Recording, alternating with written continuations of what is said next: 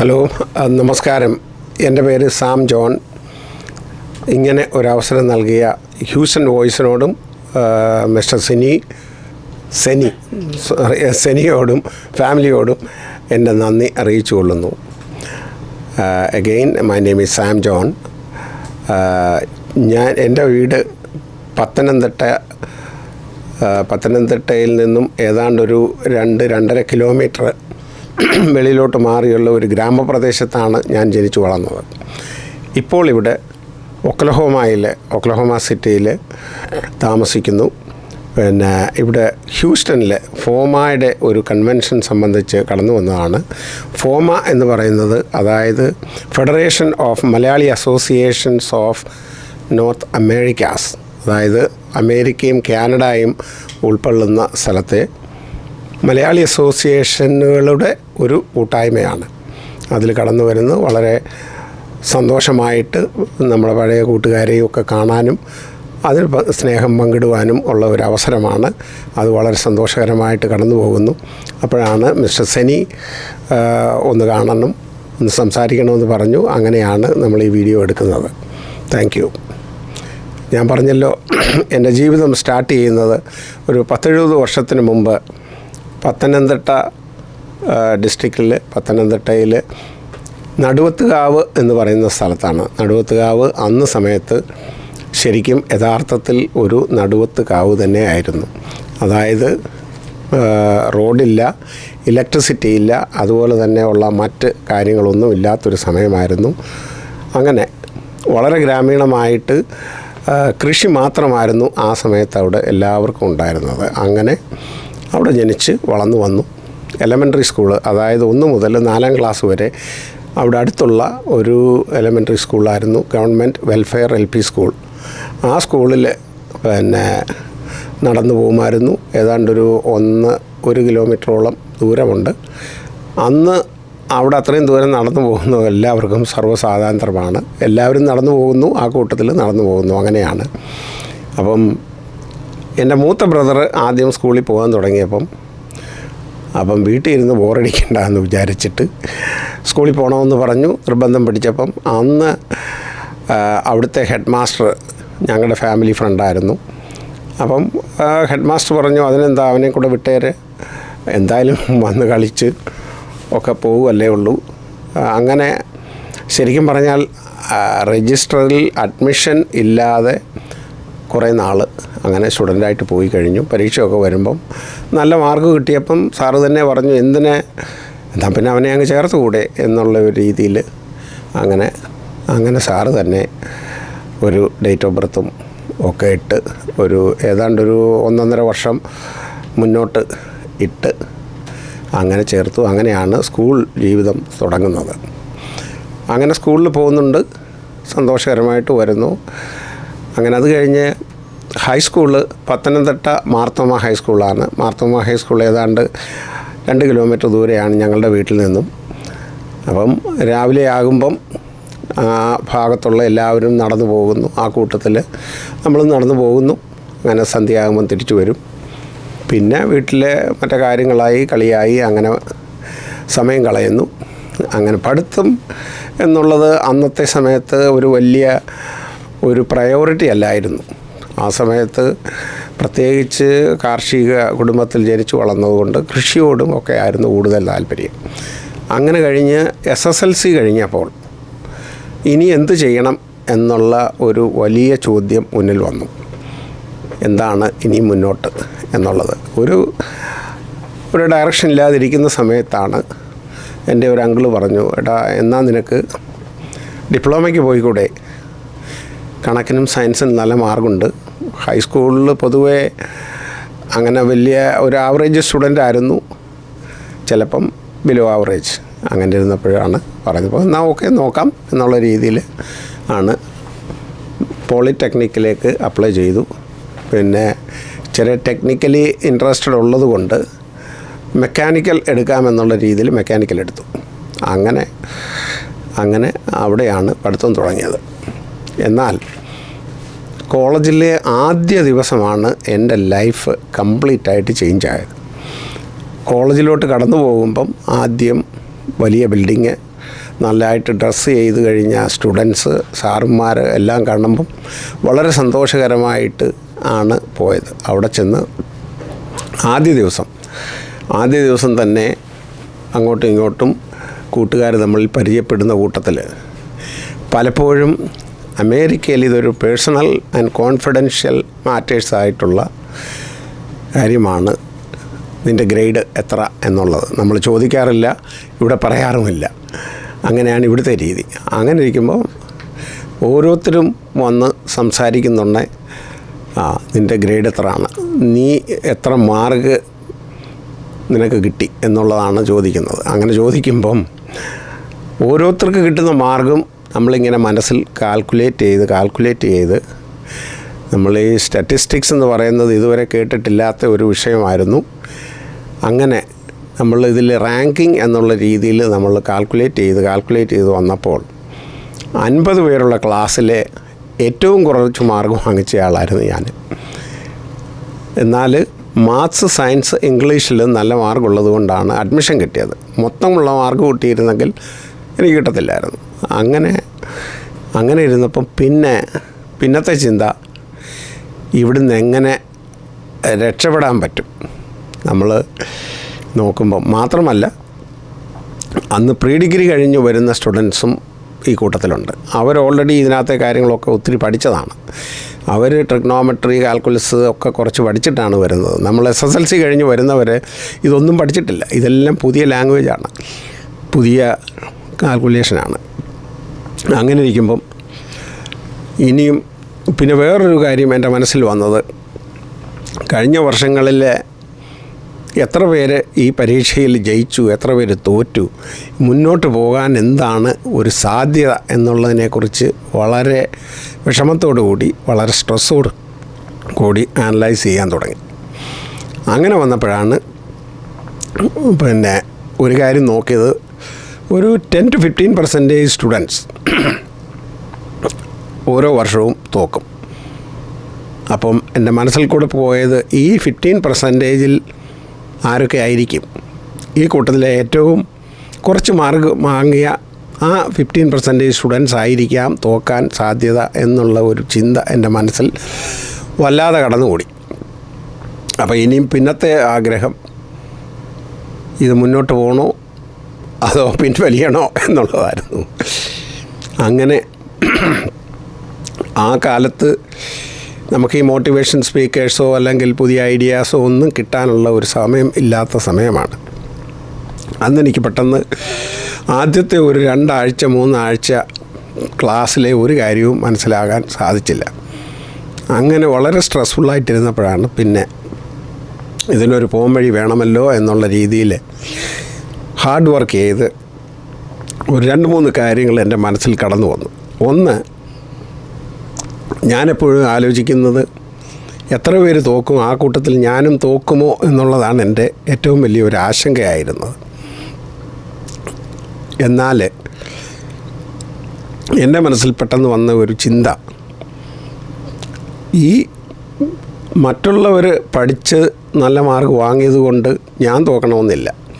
ഞാൻ പഠിക്കുന്നതും ഞാൻ ജയിക്കുന്നതുമാണ് എൻ്റെ റിസൾട്ടിൽ കാണാൻ വരുന്നത്. അതുകൊണ്ട് ഹാർഡ് വർക്ക് ചെയ്യുക, നന്നായിട്ട് പഠിക്കുക. പിന്നെ വേറൊരു കാര്യം, ഈ തോൽവിയെക്കുറിച്ച് ചിന്തിക്കുന്നത് മാറ്റിയിട്ട് ജയത്തെക്കുറിച്ച് മാത്രം ചിന്തിക്കുക എന്നുള്ള ആ ഒരു ഓപ്ഷനാണ്. പിന്നെ വേറൊരു കാര്യം ഞാൻ ഓർത്തത്, failure is not an option. ഇവിടെ തോൽവിക്ക് എനിക്കൊരു സാധ്യത ഇല്ല. തോറ്റു കഴിഞ്ഞാൽ ജീവിതത്തിലെ തന്നെ ഏറ്റവും വലിയ പരാജയമായിരിക്കും. അതുകൊണ്ട് ആ ഒരു കാര്യത്തെക്കുറിച്ച് ചിന്തിക്കാനേ പാടില്ല. വേറൊരു കാര്യം ഞാൻ ചിന്തിച്ചത്, എന്ത് വന്നാലും മാക്സിമം ട്രൈ ചെയ്തിട്ട് മാത്രമേ വേണ്ടെന്ന് വെക്കാവൂ. Never give up without trying your maximum. പറ്റത്തില്ല എങ്കിൽ, അത്രയും ട്രൈ ചെയ്തിട്ട് നടക്കുന്നില്ല എങ്കിൽ വേണ്ടെന്ന് നോക്കുക. അതുപോലെ തന്നെ വേറൊരു കാര്യം ഞാൻ ഓർത്തത്, never under estimate your capabilities. അതുപോലെ പിന്നെ ഞാൻ ഓർത്തത്, never under estimate your capabilities. അതായത് മറ്റുള്ളവരുടെ കഴിവിനെയാണ് ഞാനെപ്പോഴും കൂടുതലായിട്ട് കാണുന്നത്. എൻ്റെ സ്വന്തം കഴിവിനെ ഞാൻ ഒട്ടും കാണുന്നില്ല. അതുകൊണ്ട് അതൊട്ടും കുറവായി കാണാതെ മാക്സിമം അത് ഉപയോഗിക്കാൻ പഠിക്കുക. അതാണ്. പിന്നെ ഒരു കാര്യം ഓർത്തത്, if they can do it, if somebody can do it, I can do too. അതായത് മറ്റുള്ളവർക്ക് ചെയ്യാൻ പറ്റുന്ന ഒരു കാര്യം എന്തുകൊണ്ട് എനിക്ക് ചെയ്തുകൂടാ? അങ്ങനെ പതുക്കെ പഠിത്തത്തിൽ ശ്രദ്ധിക്കാൻ തുടങ്ങി, ഹാർഡ് വർക്ക് ചെയ്യാൻ തുടങ്ങി. ഓരോ ദിവസവും വളരെയധികം സമയം ബുദ്ധിമുട്ടി ഹാർഡ് വർക്ക് ചെയ്ത് ലൈബ്രറിയിലുള്ള ഒരുപാട് ബുക്കുകൾ റെഫർ ചെയ്ത് പഠിച്ച് തുടങ്ങി. അപ്പോൾ അങ്ങനെ അതിൻ്റെ റിസൾട്ടും കാണാൻ തുടങ്ങി. ഓരോ ക്ലാസ്സിലും അതിൻ്റേതായ റിസൾട്ട് കാണാൻ തുടങ്ങുമ്പോഴും ഓരോ പ്രാവശ്യം അത് കാണുമ്പോഴും അതിൻ്റെ ആവേശം കൂടി വന്നു. അപ്പോൾ അങ്ങനെ പഠിത്തം ഒരു ഹരമായിട്ട് മാറി. അങ്ങനെ വന്ന് ആദ്യത്തെ വർഷം റിസൾട്ട് വന്നപ്പോൾ 50 പേരുള്ള ക്ലാസ്സിലെ 50 ഇരുന്ന ആൾ ഒന്നാമതായി. അതൊരു വലിയ മിറക്കിളാണ്. അങ്ങനെ അടുത്ത വർഷം വന്നു. മെക്കാനിക്കൽ എഞ്ചിനീയറിങ്ങിൻ്റെ സെക്കൻഡ് ഇയറാണ്. അതും ഒരുപാട് പേര് തോക്കുന്ന ഒരു ഇയറാണ്. അവിടെ വന്നപ്പോഴും ഇതേപോലെ തന്നെ ഇതേ ആവശ്യത്തോടു കൂടി വീണ്ടും പഠിത്തം തുടങ്ങി. ഒരു പഠിത്തം എന്ന് പറയുന്നത് പറഞ്ഞില്ലേ, ഒരു ആവേശവും ഒരു ക്രേസ് അല്ലെങ്കിൽ ഒരു മാഡ്നെസ്സായിട്ട് മാറി. ഒരു പച്ച മലയാളത്തിൽ പറഞ്ഞാൽ ഒരു വട്ട് എന്ന് പറയുന്ന പോലൊക്കെ അങ്ങ് പഠിക്കാൻ തുടങ്ങി. അങ്ങനെ പഠിക്കാൻ തുടങ്ങി. ക്ലാസ്സിലാണെങ്കിൽ ഫസ്റ്റായിട്ട് നിൽക്കുന്ന ആൾ സെക്കൻഡ് ആകുന്നതിനെക്കുറിച്ച് ചിന്തിക്കാൻ പോലും പറ്റത്തില്ല. അതുപോലുള്ള ഒരു സിറ്റുവേഷനിലാണ് പോയിക്കൊണ്ടിരുന്നത്. മിക്കവാറുമുള്ള ദിവസങ്ങളിൽ ഒരുപാട് മണിക്കൂറുകൾ ഇരുന്ന് പഠിക്കുകയും ഹോംവർക്ക് ചെയ്യുകയും ഒക്കെ ചെയ്തുകൊണ്ടിരുന്നു. ആഴ്ചയിലൊരിക്കൽ വീതം നാട്ടിൽ പോകും. നാട്ടിൽ നിന്ന് പറയും വീട്ടിൽ പോകും. വീട്ടിൽ പോകുമ്പം അന്നാണ് ശരിക്കും നല്ലതായിട്ടൊന്ന് റെസ്റ്റ് ചെയ്യുന്നത്. ആ സമയം മിക്കവാറും വീട്ടിൽ പോയാൽ നല്ല ഉറക്കമായിരിക്കും. അമ്മ മിക്കവാറും പറയാറുണ്ട്, ഇവനെ വെറുതെ വിടുകയാണ്, ഇവിടെ വീട്ടിൽ വരുമ്പോൾ ഇങ്ങനാണെങ്കിൽ അവൻ അവിടെ എന്തോ ആയിരിക്കും, എന്തായാലും റിസൾട്ട് കാണട്ടെ എന്നായിരിക്കും പറയുന്നത്. എനിവേ അങ്ങനെ രണ്ടാമത്തെ വർഷം വന്നു. രണ്ടാമത്തെ വർഷം വന്നപ്പോഴത്തേക്കും കോളേജിലെ ഏറ്റവും നല്ല ടോപ്പ് ലെവലിൽ പാസ്സായി. അങ്ങനെ മൂന്നാമത്തെ വർഷവും അതേപോലെ തന്നെ നല്ല ലെവലിൽ പാസ്സാകാൻ സാധിച്ചു. ശരിക്കും പറഞ്ഞാൽ സ്റ്റേറ്റ് ടോപ്പറായിട്ട് പാസ്സായി. അതൊരു വലിയ ഒട്ടും പ്രതീക്ഷിക്കാത്ത തരം രീതിയിലുള്ള ഒരു റിസൾട്ടായിട്ട് മാറി. എന്ന് പറഞ്ഞാൽ ഇതിൻ്റെ ഒരു പ്രധാന കാര്യം, നന്നായിട്ട് ഹാർഡ് വർക്ക് ചെയ്ത് കഴിഞ്ഞാൽ എന്ത് റിസൾട്ടും നമ്മൾ പ്രതീക്ഷിക്കുന്നത് കിട്ടും എന്നുള്ളതിന് യാതൊരു സംശയവുമില്ല. അതുപോലെ തന്നെ എൻ്റെ ഫൈനൽ ഇയർ ടൈമിലാണ് അന്ന് കേരള ഗവൺമെൻറ് ഡിപ്ലോമ ഹോൾഡേഴ്സിന്, അതായത് പോളിടെക്നിക്ക് പാസ്സായിട്ടുള്ളവർക്ക് എൻജിനീയറിങ്ങിന് ബാച്ചിലർ ഡിഗ്രിക്ക് വേണ്ടി ഉള്ള ഒരു പാർട്ട് ടൈം ക്ലാസ് സ്റ്റാർട്ട് ചെയ്യുന്നത്. പാർട്ട് ടൈം ക്ലാസ് സ്റ്റാർട്ട് ചെയ്ത് ഓർഡർ വന്നു കഴിഞ്ഞപ്പോൾ തന്നെ എൻജിനീയറിംഗ് കോളേജ് സ്റ്റുഡൻസും എൻജിനീയേഴ്സും പെട്ടെന്ന് അതിന് ഒരു സമരം പ്രഖ്യാപിച്ചു. ആ സമരം വന്നതോടുകൂടി ഗവൺമെൻറ് ആ ഒരു ഓർഡർ പിൻവലിച്ചു. അതാണ് നമ്മുടെ കേരളത്തിൽ നടക്കുന്ന ഏറ്റവും വലിയൊരു കുഴപ്പം. ഈ ഒരാൾക്കൊരു ഓപ്പർച്യൂണിറ്റി കിട്ടുന്നതിനെ മറ്റൊരാൾ എന്തിനെതിർക്കണം? അതാണ് എൻ്റെ ചോദ്യം. എന്തായാലും ഉടൻ തന്നെ മറ്റ് പോളിടെക്നിക്കുകളിലുള്ള എല്ലാ സ്റ്റുഡൻസും കൂടെ ഒന്നിച്ച് ഓരോ കോളേജിൽ നിന്നും ഒരു ബസ് വീതം പിടിച്ച് ട്രിവാൻഡ്രത്ത് വന്നിട്ട് ഒരു ഗംഭീര പ്രകടനം നടത്തി. അതിൽ ഞാനും ഉണ്ടായിരുന്നു. ഞാനും ട്രിവാൻഡ്രത്ത് പോയി. അങ്ങനെ ഒരു ഗംഭീര പ്രകടനം നടത്തിയത് കാരണം ഗവൺമെൻറ് അന്ന് അപ്രൂവ് ചെയ്തതിനെക്കാട്ടിലും പകുതി സ്റ്റുഡൻസിനെയും കൊണ്ട് ക്ലാസ് സ്റ്റാർട്ട് ചെയ്യാൻ തീരുമാനിച്ചു. അങ്ങനെ എൻ്റെ ഓർമ്മ ശരിയാണെങ്കിൽ 15 സ്റ്റുഡൻസിനെയും കൊണ്ടാണ് പാർട്ട് ടൈം ക്ലാസ് സ്റ്റാർട്ട് ചെയ്തത്. ട്രിവാൻഡ്രത്തും തൃശ്ശൂർ ഗവൺമെൻറ് എഞ്ചിനീയറിംഗ് കോളേജിലും ട്രിവാൻഡ്രം എഞ്ചിനീയറിംഗ് കോളേജിലും അങ്ങനെ പുതിയ ക്ലാസ് സ്റ്റാർട്ട് ചെയ്തു. അങ്ങനെ ട്രിവാൻഡ്രത്ത് സ്റ്റാർട്ട് ചെയ്തു. ആ സമയം ഞാൻ ഡിപ്ലോമ കഴിഞ്ഞ് നിൽക്കുന്ന സമയമാണ്. അപ്പോൾ എനിക്ക് അങ്ങനെ ജോലി കണ്ടുപിടിക്കുന്നത് എങ്ങനെയാണെന്നോ ഒന്നും ആരും പറഞ്ഞു തന്നിട്ടില്ല, എങ്ങനെയാണെന്ന് അറിയത്തില്ല. അങ്ങനെ ഇരിക്കുമ്പം കെൽട്രോണിൽ നിന്നൊരു ലെറ്റർ വന്നു. അവർ സ്റ്റേറ്റ് റാങ്ക് ലെവലിൽ വെച്ചിട്ട് അവർ സെലക്ഷന് വേണ്ടി വിളിച്ചതാണ്. വന്നിട്ട് ഒരു ടെസ്റ്റും അത് കഴിഞ്ഞൊരു ഇൻ്റർവ്യൂവുമുണ്ട്. അങ്ങനെ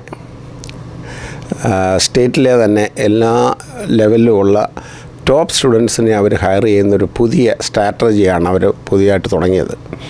അങ്ങനെ അവിടെ പോയി ടെസ്റ്റ് എഴുതി, ടെസ്റ്റ് പാസ്സായി. അത് കഴിഞ്ഞൊരു ഇൻ്റർവ്യൂ ഉണ്ടായിരുന്നു, അതും പാസ്സായി. വിത്തിൻ 2 വീക്സ് എനിക്ക് ട്രിവാൻഡ്രത്ത് ജോലി കിട്ടി. ട്രിവാൻഡ്രം കരകുളം യൂണിറ്റിലാണ്. കരകുളം യൂണിറ്റിൽ ആദ്യം അവിടെ ഒരു കാൽക്കുലേറ്റേഴ്സ്, അതുപോലെ തന്നെയുള്ള ഡിജിറ്റൽ പ്രോഡക്ട്സ് അതുപോലുള്ളതിൻ്റെയൊക്കെ ഇൻസ്പെക്ഷൻ ഡിപ്പാർട്ട്മെൻറ്റ് സൂപ്പർവൈസറായിട്ടാണ് ജോലി കിട്ടിയത്. അത് പറഞ്ഞപ്പോഴാണ് ഒരു കാര്യം പറയാൻ വിട്ടുപോയത്. ഞാൻ പഠിച്ചത് പന്തളം NSS പോളിടെക്നിക്കിലാണ്. അങ്ങനെ അവിടുന്ന് അങ്ങനെ ഇരുന്നു. അത് കഴിഞ്ഞ് എനിക്ക് ടെക്നിക്കൽ ഡിസൈനായിരുന്നു കുറച്ചുകൂടി ഇൻട്രസ്റ്റ്. അതുകൊണ്ട് ഞാൻ അവിടുന്ന് പിന്നെ ഈ എൻജിനീയറിങ് R&D ഡിപ്പാർട്ട്മെൻറ്റിലോട്ട് മാറി. അങ്ങനെ പലതരം പ്രോഡക്ട്സ് ഡിസൈനിങ്ങിൽ ഫോക്കസ് ചെയ്തു. അങ്ങനെ ഇരുന്ന അതേ സമയത്ത് തന്നെ എനിക്ക് കൊച്ചിൻ ഷിപ്പ്യാർഡ്, FACT അതുപോലുള്ളിടത്തു നിന്നും ഇൻ്റർവ്യൂ വന്നു. ഇൻ്റർവ്യൂവിന് പോയി, ടെസ്റ്റ് ഉണ്ടായിരുന്നു, ഇൻ്റർവ്യൂ ഉണ്ടായിരുന്നു, അതിന് പോയി അറ്റൻഡ് ചെയ്തു. ജോലിയും കിട്ടി. പക്ഷേങ്കിൽ ട്രിവാൻഡ്രത്ത് കഴിയണം, അല്ലെങ്കിൽ തൃശ്ശൂർ കഴിയണം, തുടർന്നുള്ള പഠനത്തിനെന്നുള്ള രീതിയിൽ ഞാനത് കണ്ടിന്യൂ ചെയ്തു. അങ്ങനെ ഇരിക്കുമ്പോഴാണ് തൃശ്ശൂർ എഞ്ചിനീയറിംഗ് കോളേജിൽ എൻ്റെ കസിൻ പഠിക്കുന്നുണ്ടായിരുന്നു.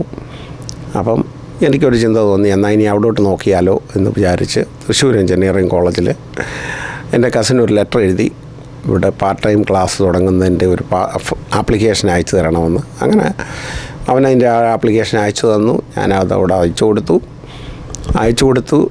അങ്ങനെ അപ്പം അവിടെ വന്ന ആദ്യത്തെ ഒരു ബുദ്ധിമുട്ടെന്ന് പറഞ്ഞു കഴിഞ്ഞാൽ, ആ ഒരു സമയത്ത് കെൽട്രോണിൽ ട്രാൻസ്ഫർ ആർക്കും കൊടുക്കാതിരിക്കുന്ന ഒരു സമയമാണ്. അത് ഏതാണ്ട് സ്റ്റോപ്പ് ചെയ്തിരിക്കുന്ന സമയമായിരുന്നു. അപ്പോൾ അതുകൊണ്ട് നോ ഒബ്ജക്ഷൻ സർട്ടിഫിക്കറ്റും ട്രാൻസ്ഫറും കിട്ടാൻ ഒരു സാധ്യതയുമില്ലാത്തൊരു സമയത്താണ്. അപ്പോൾ ആ സമയത്ത് ആണ് അന്ന് അതിൻ്റെ തുടങ്ങിയ സമയത്തെ ചെയർമാനും മാനേജിംഗ് ഡയറക്ടറുമായ KPP നമ്പ്യാരുമായിട്ട് കുറച്ച് പേഴ്സണൽ പരിചയമുണ്ടായിരുന്നു. അങ്ങനെ അവിടെ പോയി അദ്ദേഹത്തിനെ കണ്ടു. അദ്ദേഹം ഉടൻ തന്നെ അതിന് ഉള്ള അപ്രൂവൽ തന്നു. അങ്ങനെ അവിടുന്ന് ട്രിവാൻഡ്രത്തു നിന്ന് ഞാൻ തൃശ്ശൂരിലേക്ക് ട്രാൻസ്ഫറായി. തൃശ്ശൂർ എഞ്ചിനീയറിംഗ് കോളേജിൽ മെക്കാനിക്കൽ എഞ്ചിനീയറിങ്ങിൻ്റെ ക്ലാസ് സ്റ്റാർട്ട് ചെയ്തു. അങ്ങനെ അടുത്ത 4 വർഷം പഠിച്ച അതേ ആവേശത്തോടുകൂടി വീണ്ടും പഠിത്തം സ്റ്റാർട്ട് ചെയ്തു. അങ്ങനെ ആ വർഷം കഴിഞ്ഞപ്പോഴത്തേക്കും യൂണിവേഴ്സിറ്റി ടോപ്പറായിട്ട് തൃശ്ശൂർ എഞ്ചിനീയറിംഗ് കോളേജിൽ നിന്നും BTech എടുക്കുവാൻ സഹായിച്ചു. അതുപോലെ തന്നെ കോളേജിലായിരുന്നാലും മിക്കവാറുമുള്ള എല്ലാ ആക്ടിവിറ്റിയിലും വളരെ നന്നായിട്ട് പങ്കെടുത്തിരുന്നു. ആ വർഷത്തെ ലാസ്റ്റ് ഇയറിൽ, അതായത് 1985 ഫൈനൽ ഇയർ റെപ്രസെൻറ്റേറ്റീവായിട്ട് ഞാൻ കോളേജ് യൂണിയനിൽ നിന്നു. അന്ന് KSUവും SFIയും നന്നായിട്ട് യൂണിയനിൽ ഭയങ്കരമായിട്ട് പോരാടിക്കൊണ്ടിരുന്ന സമയമാണ്. ഇൻഡിപെൻഡൻ്റായിട്ടിരുന്ന എന്നെ രണ്ടുപേരും സപ്പോർട്ട് ചെയ്തു. അവരാടെ നിർത്തിയില്ല. അത് കാരണം ഓൾമോസ്റ്റ് യുനാനിമസായിട്ട് അന്ന് അവിടുന്ന് കോളേജ് യൂണിയനിലേക്ക് ജയിക്കാനും ഒരു ഫൈനൽ ഇയർ ഡേ അവിടെ വാദ്യഗംഭീരമായിട്ട് നടത്തുവാൻ സഹായിച്ചു. അത് തൃശ്ശൂരിലെ എഞ്ചിനീയറിംഗ് കോളേജിൻ്റെ ഒരു കൾച്ചറാണ്. വാളണ്ടിയേഴ്സ് ആണ് അവിടുത്തെ എല്ലാം ചെയ്യുന്നത്. അവിടുത്തെ വാളണ്ടിയേഴ്സായിട്ടുള്ള ഞങ്ങളുടെ ഫ്രണ്ട്സിനെ എല്ലാവരും എൻ്റെ നന്ദി ഞാൻ ഇപ്പോഴും അറിയിച്ചു കൊള്ളുന്നു. അന്ന് ഉണ്ടായിരുന്നവർക്ക് അതൊരു മെമ്മറബിൾ ഇവൻറ്റാണ്. അവർ പലരും ഇപ്പോഴും ജീവിതത്തിൽ ഓർത്തിരിക്കും എന്ന് ഞാൻ ആഗ്രഹിക്കുന്നു. അങ്ങനെ 1985 ആണ് അമേരിക്കയ്ക്ക് വരാൻ വേണ്ടി ഒരു ഓപ്പർച്യൂണിറ്റി കിട്ടി. 1985 അങ്ങനെ ആദ്യം സമ്മറിൽ ഇവിടെ വന്നു. എൻ്റെ മെയിൻ ഉദ്ദേശം ഇവിടെ വന്ന് ഒരു ഹയർ സ്റ്റഡീസ് നടത്തിയിട്ട് തിരിച്ചു പോവുക എന്നുള്ള ഒരു ഉദ്ദേശത്തോടു കൂടി ഒരു 3 വർഷത്തെ അവധിക്കാണ് വന്നത്. ഇവിടെ വന്ന് യൂണിവേഴ്സിറ്റിയിൽ ഒക്ലഹോമ യൂണിവേഴ്സിറ്റിയിൽ അതിന് വേണ്ടതായ റിക്വയർമെൻറ്റ്സ് എല്ലാം മീറ്റ് ചെയ്തു, അഡ്മിഷനും കിട്ടി. അങ്ങനെ ഇരുന്നപ്പോഴാണ് എവിടെയെങ്കിലും ഒരു ജോലിയൂടെ സംഘടിപ്പിച്ചിട്ടാണെങ്കിൽ കാര്യങ്ങളൊക്കെ ഈസി ആയിട്ട് നടക്കും എന്നുള്ളത് കൊണ്ട് അങ്ങനെ നോക്കിയപ്പോഴാണ് ഇലക്ട്രോണിക്സ് ആൻഡ് കമ്പ്യൂട്ടർ സയൻസ് ആണ് കുറച്ചുകൂടെ ആ സമയത്ത് മാർക്കറ്റബിൾ ആയിട്ടുള്ളതെന്ന് കണ്ടു. അതുകൊണ്ട് ഇലക്ട്രോണിക്സ് ആൻഡ് കമ്പ്യൂട്ടർ സയൻസിൽ അപ്പം ഇവിടുത്തെ ഒരു നല്ല കാര്യമെന്ന് പറഞ്ഞു കഴിഞ്ഞാൽ ഇവിടുത്തെ ഒരു അഡ്വൈസറെ കാണുക, ഒരു കൗൺസിലിംഗ് നടത്തിയാൽ അവർ പറയും നമ്മൾ പഠിച്ചിട്ടുള്ള എന്തെല്ലാം സബ്ജക്ട്സാണ് അതിനെ അവർ ഇവാലുവേറ്റ് ചെയ്തിട്ട് എന്തൊക്കെ സബ്ജക്ട്സ് ഇനിയും പഠിക്കണം എന്നുള്ളത് അവർ കറക്റ്റായിട്ട് പറയും. അങ്ങനെ നമ്മൾ പഠിച്ച ബേസിക്സ് എല്ലാം കൂടെ കാൽക്കുലേറ്റ് ചെയ്തിട്ട് പിന്നെ വേണ്ട സബ്ജക്ട്സ് കൂടെ പഠിച്ചു കഴിയുമ്പോഴത്തേക്ക് നമുക്ക് ഡിഗ്രി കിട്ടും. അങ്ങനെ ഇലക്ട്രോണിക്സ് ആൻഡ് കമ്പ്യൂട്ടർ സയൻസിൻ്റെ വേറൊരു ഡിഗ്രി എടുത്തു. അത് കഴിഞ്ഞ് പിന്നെ കൺട്രോൾ സിസ്റ്റം മേജർ ആയിട്ട് ആക്ച്വലി PhD എടുക്കാൻ വേണ്ടി പോവുകയായിരുന്നു. അതായത് ഇലക്ട്രിക്കൽ, മെക്കാനിക്കൽ ആൻഡ് സോഫ്റ്റ്വെയർ ഇതെല്ലാം ഒന്നിച്ചുള്ള ഒരു സിസ്റ്റമാണ് control systems, advance control systems. അപ്പം അതിന് ഒരു വളരെയധികം സ്കോപ്പുള്ള ഒരു ഫീൽഡാണ്. അപ്പോൾ അങ്ങനെ അത് എടുക്കാം എന്ന് വിചാരിച്ച് PhDക്ക് പൊയ്ക്കൊണ്ടിരുന്നപ്പോഴാണ് അപ്പം ഞാൻ ഇതേ സമയത്ത് തന്നെ വേറൊരു കമ്പനിയിൽ ജോലി കിട്ടി. ആക്സോ നൊബേൽ എന്ന് പറയുന്ന കമ്പനി. ആക്സോ നൊബേലിലാണെങ്കിൽ അത് ഈ നൊബേൽ പ്രൈസ് കൊടുക്കുന്ന കമ്പനിയുടെ ഒരു സബ്സിഡറിയാണ്. അവിടെ ഞങ്ങൾ biomedical equipments designing and manufacturing ആണ്. അതായത് blood testing machines, dialysis machines, പിന്നെ എൻഡോസ്കോപ്പി മെഷീൻസ്, അതുപോലുള്ള സാധനങ്ങളൊക്കെ ഉണ്ടാക്കുക, ഡിസൈൻ ചെയ്യുക, അങ്ങനെയുള്ള അതാണ്. ഇതിൻ്റെ മിക്കവാറുമുള്ള ടെക്നോളജി പലതും നാസയിൽ നിന്നും ലൈസൻസ് ചെയ്തിട്ടുള്ളതാണ്. അപ്പോൾ അങ്ങനെയുള്ള നല്ലൊരു ഓപ്പർച്യൂണിറ്റിയിൽ നിൽക്കുമ്പം PhD ആണെങ്കിൽ ഇവിടെ കൂടുതലും ടീച്ചിങ്ങിനും പ്യൂർ റിസർച്ചിനുമാണ് നല്ലത്. അതുകൊണ്ട് ഇൻഡസ്ട്രിയിലുള്ള ഒരാളിന് പിന്നെ PhDയെക്കാട്ടിലും നല്ലത് MBA ആണ്. അപ്പോൾ അതുകൊണ്ട് ഞാൻ control system MS thesis stop ചെയ്തിട്ട് MS എടുത്തിട്ട് അവിടുന്ന് പിന്നെ MBA എടുത്തു. MBA എടുക്കുമ്പോൾ അതാണ് കൂടുതലും ബിസിനസ് സൈഡിൽ ജോലി ചെയ്യുന്നവർക്ക് ഏറ്റവും നല്ലതായിട്ടുള്ളത്. അങ്ങനെ ആ കമ്പനിയുടെ ഒരു ടോപ്പ് ലെവൽ എക്സിക്യൂട്ടീവായിട്ട് ജോലി ചെയ്യാനും സഹായിച്ചു. അങ്ങനെ ഇരിക്കുന്ന സമയത്താണ് 2000 ഈ കമ്പനിയുടെ ഒരു സ്പിൻ ഔട്ട്, അതായത് ഒരു ഭാഗം വേറൊരു കമ്പനിക്ക് അവർ വിറ്റു. അപ്പോൾ അതിൻ്റെ ഒരു ഭാഗമായിട്ട് ഞാൻ വേറൊരു എൻജിനീയറിംഗ് ഡിപ്പാർട്ട്മെൻറ്റ് ഫോം ചെയ്ത് കൂടെ കുറേ എൻജിനീയേഴ്സിനെയും ടെക്നീഷ്യൻസിനെയും മറ്റ് എംപ്ലോയീസിനെയും എല്ലാം ഹയർ ചെയ്ത് പിന്നെ ഒരു പുതിയ ടൈപ്പ് ഡയാലിസിസ് മെഷീൻ ഡിസൈൻ ചെയ്തുകൊണ്ടിരിക്കുകയായിരുന്നു. അപ്പോൾ അത് ഏതാണ്ട് കഴിഞ്ഞ ടൈം ആയപ്പോഴത്തേക്കും ആ കമ്പനി ന്യൂയോർക്കിലേക്ക് മൂവ് ചെയ്യാൻ തുടങ്ങി. അപ്പോൾ ന്യൂയോർക്കിലേക്ക് മൂവ് ചെയ്തപ്പം ന്യൂയോർക്കിലേക്ക് പോകാൻ താല്പര്യമില്ലാത്ത ആളുകളെ എല്ലാവരെയും കൂടെ കൂട്ടി ഞാൻ തന്നെ പുതിയൊരു കമ്പനി സ്റ്റാർട്ട് ചെയ്തു. അതാണ് ഇന്നോവേറ്റീവ് പ്രോഡക്റ്റ്സ്. അതായത് പുതിയ പ്രോഡക്റ്റുകൾ ഡിസൈൻ ചെയ്യുക, മാർക്കറ്റിൽ ഇറക്കുക എന്നുള്ള ഉദ്ദേശത്തോടു കൂടിയാണ് അന്നുണ്ടായിരുന്ന എൻജിനീയേഴ്സിനെ എല്ലാവരെയും ഞാൻ അവരെ ഹയർ ചെയ്ത് പുതിയൊരു ഫെസിലിറ്റി സ്റ്റാർട്ട് ചെയ്തു. അങ്ങനെ ആണ് 2001 ഇന്നോവേറ്റീവ് പ്രോഡക്ട്സ് സ്റ്റാർട്ട് ചെയ്യുന്നത്. ഇപ്പോഴും അത് നന്നായിട്ട് പോകുന്നുണ്ട്. ഇപ്പം അതിൻ്റെ പ്രസിഡൻ്റായിട്ട് ഞാൻ തന്നെയാണ്. ഇപ്പോഴും നന്നായിട്ട് പോകുന്നു. ഇപ്പോഴത് കുറച്ചുകൂടെ വിപുലമാക്കി അത് ഒരു 15,000 സ്ക്വയർ ഫുട്ട് ഫെസിലിറ്റിയിലോട്ട് മാറ്റി അവിടുത്തേക്ക് പാർട്സൊക്കെ ഉണ്ടാക്കാനുള്ള എല്ലാ എക്യുപ്മെൻറ്റ്സും വാങ്ങിച്ചു. എല്ലാ എൻജിനീയറിംഗ് ഡിപ്പാർട്ട്മെൻറ്റും എല്ലാം കംപ്ലീറ്റ് ആയിട്ടും ഓർഗനൈസ് ചെയ്ത് അങ്ങനെ നല്ല രീതിയിൽ അത് പോകുന്നുണ്ട്. ഇത് ഒക്ലഹോമയിലാണ് ലൊക്കേറ്റ് ചെയ്തിരിക്കുന്നത്. പിന്നെ ഇതിനോടൊപ്പം തന്നെ ഒരു പലതരത്തിലുള്ള കമ്മ്യൂണിറ്റി സർവീസ് ചെയ്യുന്നുണ്ട്. ഇപ്പം ഒക്ലഹോമ മലയാളികൾ ഒരു നല്ല ശതമാനം മലയാളികൾ ഒക്ലഹോമയിലുണ്ട്. അവിടെ ഒക്ലഹോമ മലയാളി അസോസിയേഷൻ്റെ വളരെ ആക്റ്റീവായിട്ടുള്ളൊരു പാർട്ടാണ് ഞാനും എൻ്റെ വൈഫ് ഷേർലിയും. പിന്നെ ഞാനതിൻ്റെ പ്രസിഡൻ്റായിട്ടും ട്രഷററായിട്ടും ജോയിൻറ്റ് സെക്രട്ടറി ആയിട്ടും എല്ലാവിധ പൊസിഷൻസും എടുത്തിട്ടുണ്ട്. വളരെ നന്ദിയായിട്ട് കാര്യങ്ങളൊക്കെ ചെയ്തിട്ടുണ്ട്. അതുപോലെ തന്നെ എൻ്റെ വൈഫും ഇതിൽ വളരെ ആക്റ്റീവ് പാർട്ടിസിപ്പൻ്റാണ്. പിന്നെ അങ്ങനെ ഇരിക്കുമ്പം ഏതാണ്ടൊരു 6-7 ഇയേഴ്സ് മുമ്പ് ആണ്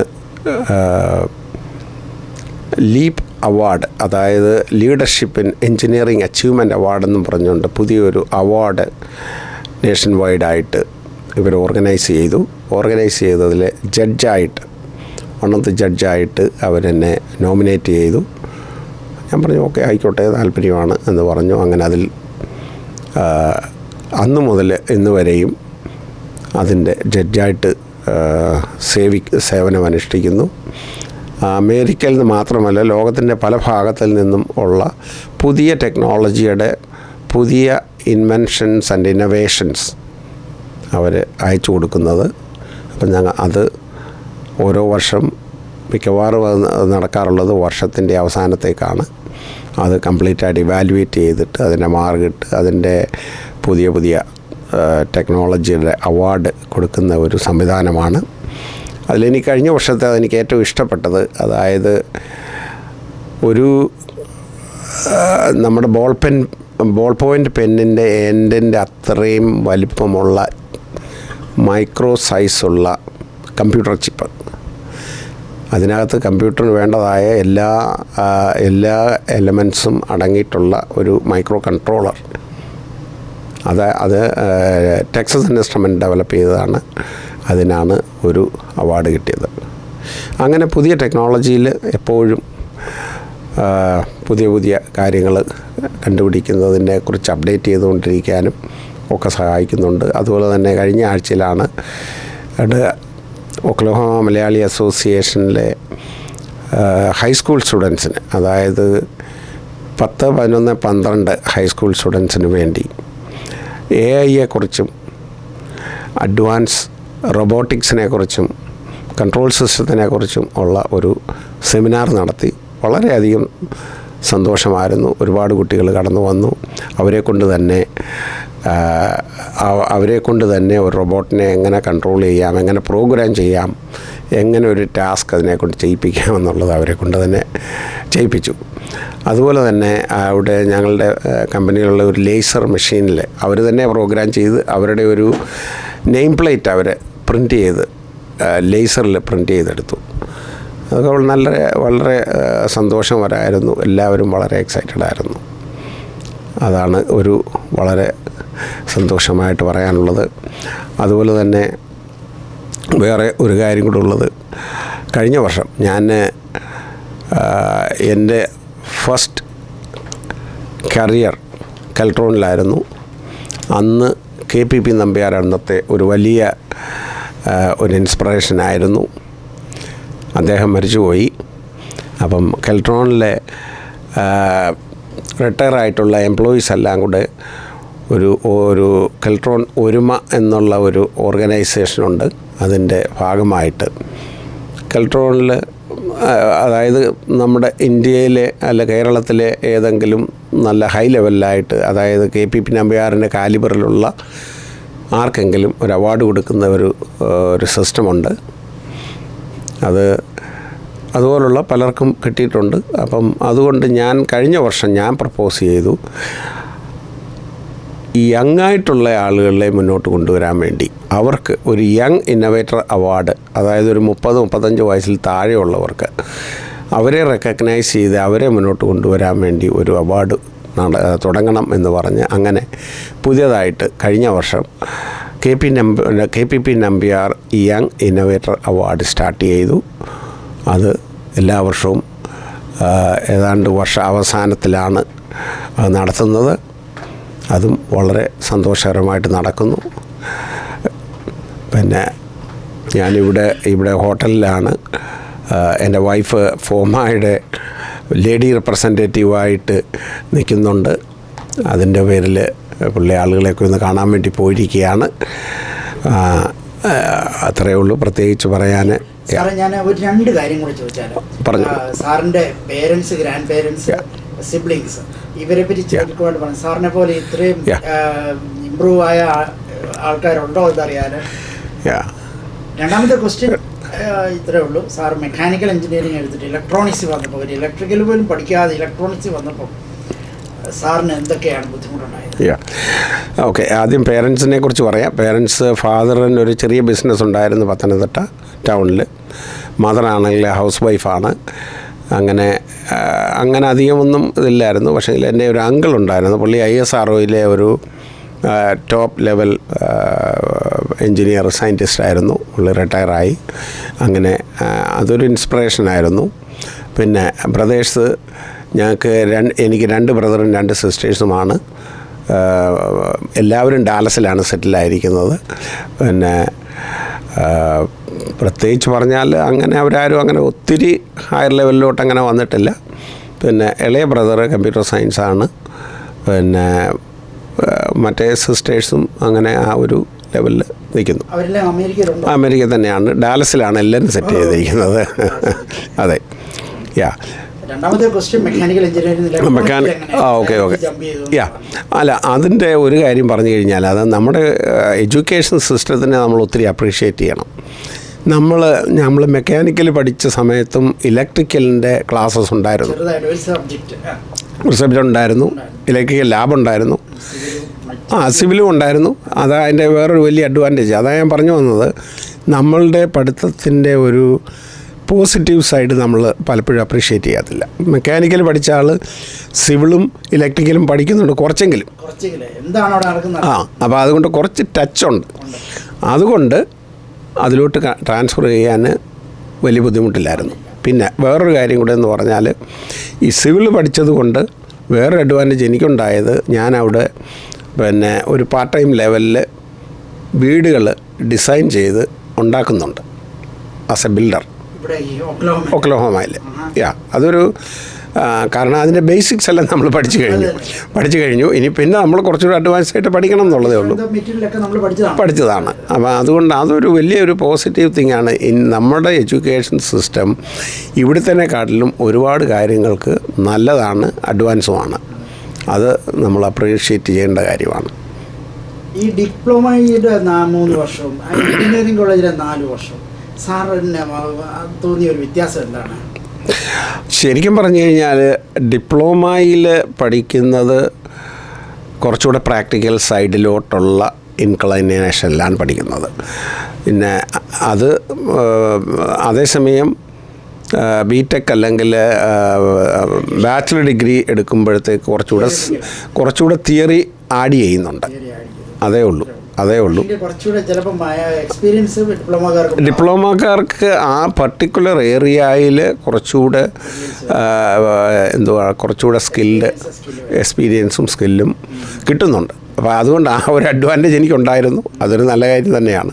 സാർ, എന്തിനാ 4 വർഷം എഞ്ചിനീയറിംഗ് കോളേജിൽ പഠിക്കേണ്ടി വന്നത്? നമുക്ക് പാർട്ട് ടൈമിന് 2 years കൊണ്ട് തീർക്കാവുന്നല്ലേ? അതെ, പക്ഷേ 4 വർഷമാണ് അവിടുത്തെ അന്നത്തെ സിസ്റ്റം. 2 വർഷത്തിൻ്റെ ആവശ്യമേ ഉള്ളൂ. ശരിക്കും പറഞ്ഞാൽ നമ്മൾ ആദ്യത്തെ 2 വർഷം വീണ്ടും പഠിച്ചത് തന്നെ ഒന്നുകൂടെ പഠിച്ചിട്ടാണ് പിന്നെയാണ്. അതായത് സിസ്റ്റം ഇങ്ങനെയാണ്. ഫസ്റ്റ് ഇയറിൽ ഡിഫറെൻറ്റ് കരിക്കുലമാണ് പഠിക്കുന്നത്, സബ്ജക്റ്റാണ് പഠിക്കുന്നത്. സെക്കൻഡ് ഇയറും തേർഡ് ഇയറും ഫോർത്ത് ഇയറും സെയിം സിലബസ്, സെയിം എക്സാമിനേഷൻ. പഠിക്കുന്നതിൻ്റെ ടൈം മാത്രമേ ഉള്ളൂ വ്യത്യാസം. അങ്ങനെയാണ്. പക്ഷേ ആ ഗ്രാജുവേഷൻ കൊണ്ട് സാറിന് ഒത്തിരി അഡ്വാൻറ്റേജ് ഉണ്ടായി. ഇവിടെ വന്നപ്പം അതിൻ്റെ വേറൊരു അഡ്വാൻറ്റേജ് എന്ന് പറഞ്ഞാൽ, ഇവിടെ വന്നപ്പോൾ ഇവരത് ഇവാലുവേറ്റ് ചെയ്യുന്ന ഓരോ നമ്പർ ഓഫ് അവേഴ്സ് പഠിക്കുന്നത് വെച്ചിട്ടാണ്. ഡിപ്ലോമയ്ക്ക് ഒരു 11th ഗ്രേഡേ ഉള്ളൂ ഇവിടെ വെക്കുമ്പം. അതെ, അതാണ് ഇവിടെ. ഇവിടെ അതാ വേറൊരു കാര്യം. ഡിപ്ലോമ അല്ല എൻജിനീയറിങ് അവിടെ എന്ന് പറഞ്ഞാൽ 4 year ക്ലാസ്സാണ്. ഇവിടെ വരുമ്പം 4 year ക്ലാസ് ഉള്ളത് മാത്രമേ അപ്രൂവ് ചെയ്യത്തുള്ളൂ. അതാണ് വേറൊരു കാര്യം. 3 ഇയർ ഡിപ്ലോമയ്ക്ക് വാല്യൂ ഇല്ല. അതെ അതെ അതെ അതെ. പിന്നെ എനിക്കൊരു അഡ്വൈസ് എന്നുള്ള രീതിയിൽ പറയാനുള്ളത്, ഇന്ത്യയിലെ അല്ലെങ്കിൽ കേരളത്തിലെ എഡ്യൂക്കേഷൻ സിസ്റ്റം വളരെ നല്ലതാണ്.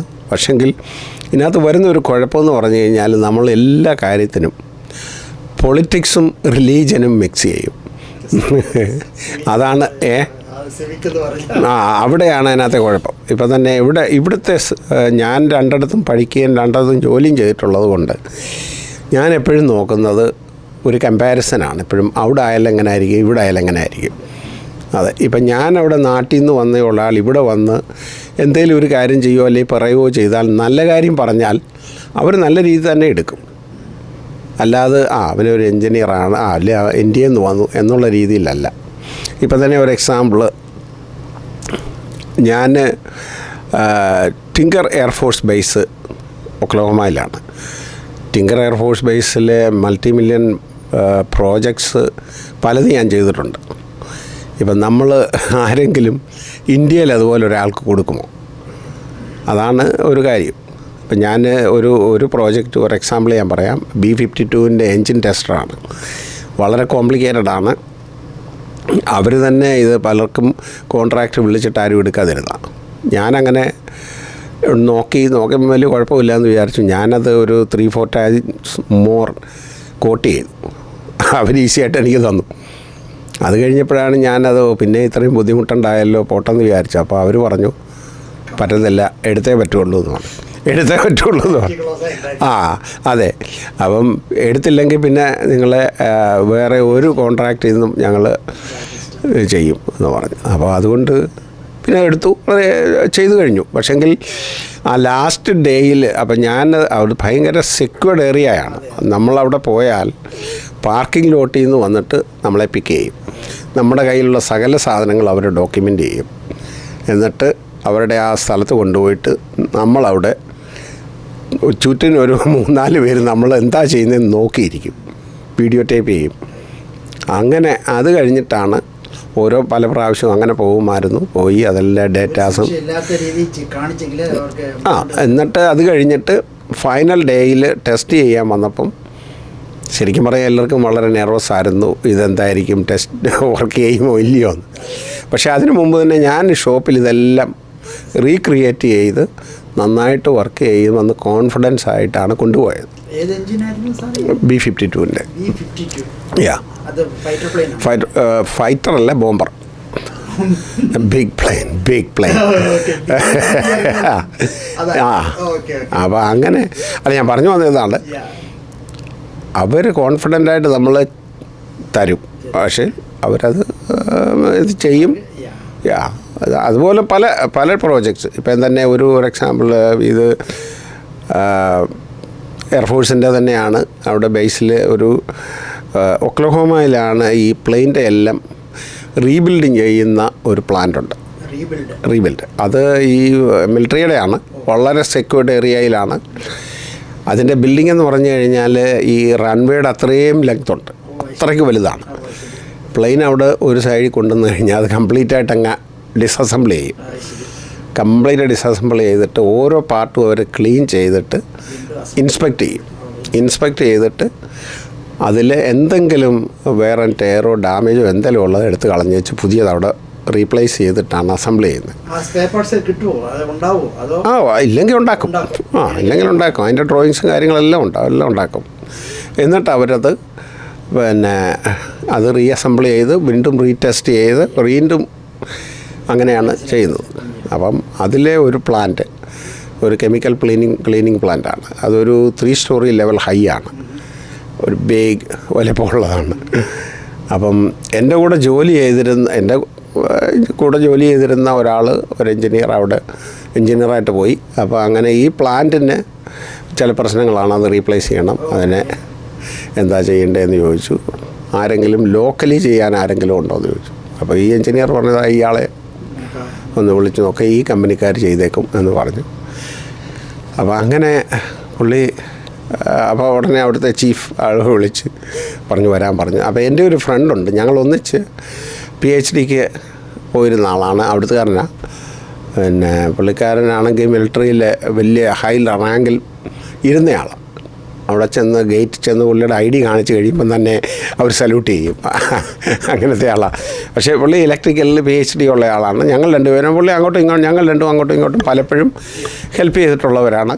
അപ്പോൾ അങ്ങനെ ഞാൻ പുള്ളിയെ കൊണ്ട് വിളിച്ചുകൊണ്ട് പോയി. അവിടെ ചെന്ന് കണ്ടപ്പോഴേ എനിക്ക് ആകപ്പാടെ പറഞ്ഞില്ലേ 3 സ്റ്റോറി ഹൈ ആണ്, വലിയ ബിഗ് ഏരിയയിലാണ്. അതിൻ്റെ മണ്ടയിൽ മോണോറെയിൽ ഫിറ്റ് ചെയ്തിരിക്കുക. ഈ മോണോറെയിലിൻ്റെ കൺട്രോളെല്ലാം ഒരു കോർണറിലാണ്. അവിടെ നോക്കി ഇതെല്ലാം കാണാം. എന്നിട്ട് ഒരു എൻഡിൽ നിന്ന് ഒരു ബാസ്ക്കറ്റ് താഴെ വരും. ആ താഴെയാണ് ഈ പാർട്സ് എല്ലാം ലോഡ് ചെയ്യുന്നത്. 2 ടൺ വെയിറ്റ് വരെ ആ പാർട്സിനകത്ത് ചെയ്യുക. അതിൻ്റെ മെറ്റീരിയലിൻ്റെ പ്രോപ്പർട്ടീസ് അനുസരിച്ച് വലിയ കെമിക്കൽ ടാങ്ക്സ് ഇങ്ങനെ താഴെ അടുക്കി വെച്ചിരിക്കുകയാണ്. ആ ടാങ്കിൽ ഓരോന്നിനകത്ത് ഡിപ്പ് ചെയ്ത് ക്ലീൻ ചെയ്ത് അങ്ങനെ അറ്റത്ത് ചെല്ലുമ്പം കംപ്ലീറ്റ് ക്ലീനായിട്ടുള്ള പാർട്സാണ് അവിടെ കൊണ്ടുവന്ന് അൺലോഡ് ചെയ്യുന്നത്.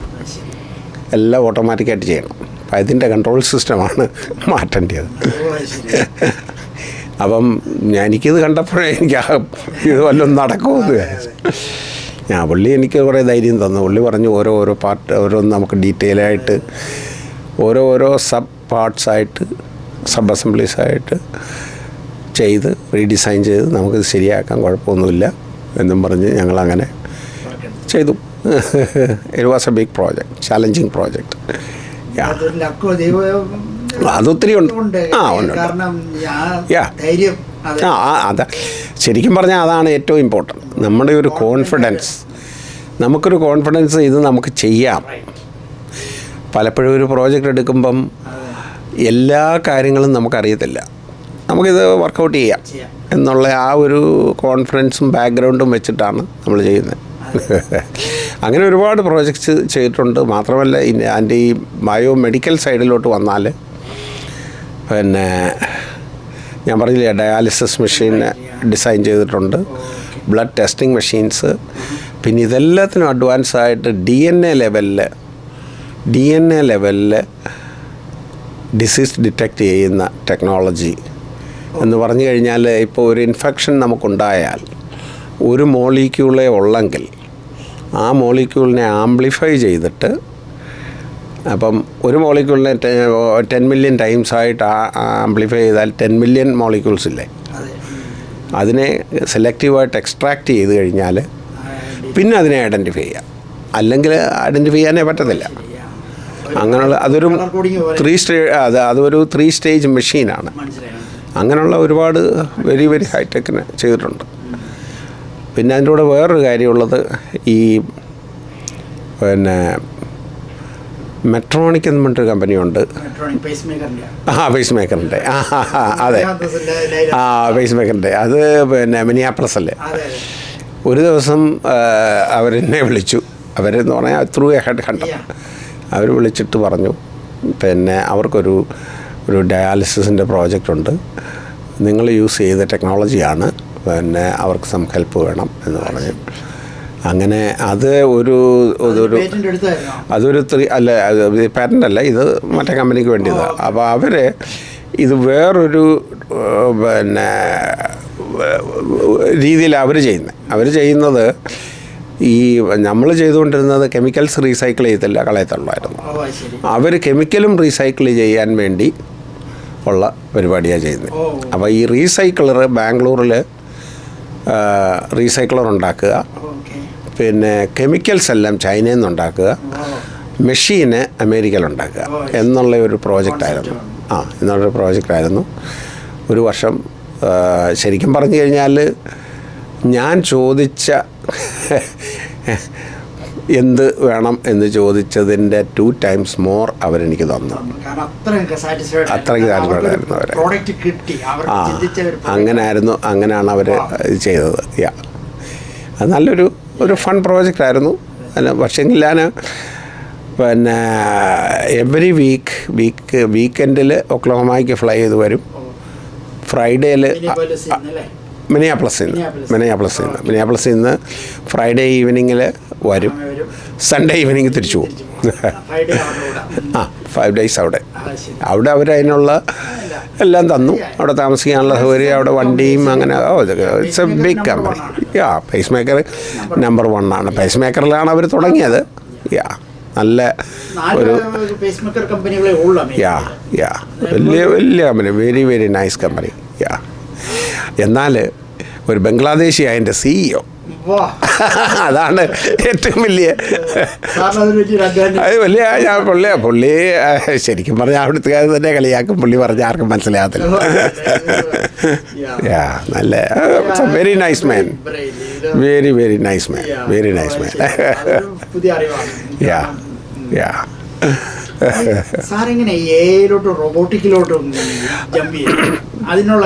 അല്ല, റോബോട്ടിക്സ് എന്ന് പറഞ്ഞു കഴിഞ്ഞാൽ കൺട്രോൾ സിസ്റ്റത്തിൻ്റെ ഒരു എക്സാമ്പിളേ ഉള്ളൂ. കൺട്രോൾ സിസ്റ്റം എന്ന് പറഞ്ഞു കഴിഞ്ഞാൽ ഒരു വലിയ ഫീൽഡാണ്.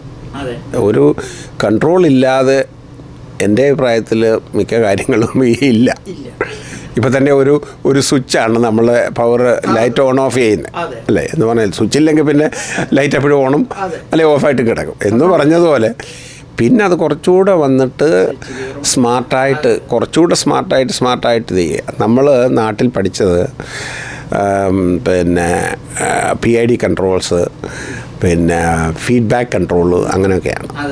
പക്ഷേ ഈ മോഡേൺ കൺട്രോൾ അതൊന്നും വെച്ചിട്ട് ഈ ഓട്ടോമാറ്റിക്കായിട്ടുള്ള ഓട്ടോ ഡ്രൈവിങ് കാർ ഓടിക്കാനോ ഒന്നും പറ്റത്തില്ല.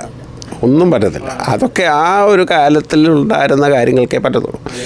ഇപ്പോഴത്തെ തിയറി തന്നെ കംപ്ലീറ്റ് ഡിഫറെൻ്റ് ആണ്. ഇപ്പോൾ ഫീഡ് ഫോർവേഡ് എന്ന് പറഞ്ഞാൽ നമ്മൾ ആൻറ്റിസിപ്പേറ്റ് ചെയ്യണം, നമ്മൾ കാൽക്കുലേറ്റ് ചെയ്യണം എവിടെ ആയിരിക്കും വരുന്നതെന്ന്. ഇപ്പം തന്നെ ഒരു എക്സാമ്പിൾ, സിമ്പിൾ തിങ്, ഒരു മിസൈൽ അയച്ചു ഒരിടത്തുനിന്ന്. അതിനെ ഇൻ്റർസെപ്റ്റ് ചെയ്യണമെങ്കിൽ അത് വരുന്നതിനെ കാൽക്കുലേറ്റ് ചെയ്ത് ഇവിടുന്ന് ഒരെണ്ണം വേറൊരെണ്ണം അയക്കുന്നു.